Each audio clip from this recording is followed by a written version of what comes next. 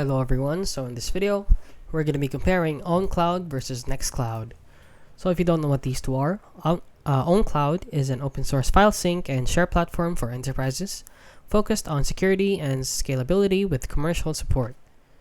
And Nextcloud, on the other hand, is a fork of Owncloud, offering open source file sync, collaboration tools, and extensive plugins for personal and business use. Now let's go over their pros and cons, starting with Owncloud right here.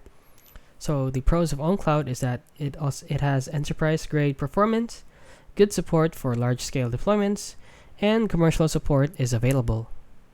Now the cons of it is that it has fewer features out of the box, smaller open-source community, and some features are locked behind a paywall.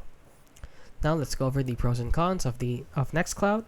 So the pros of it is that it has a rich feature set like chat, calendar, mail, and more. It has a strong community and plugin support.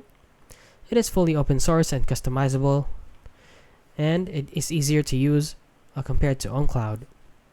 Now the cons of it is that it can be heavier on system resources, and frequent updates may require maintenance, and lastly, some advanced features need setup. So which one is right for you? So you should choose Owncloud for enterprise environments needing stability and official support, and choose Nextcloud if you want a powerful, customizable platform with broad collaboration features.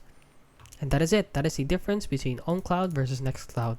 So if you found this video helpful, please consider liking and subscribing.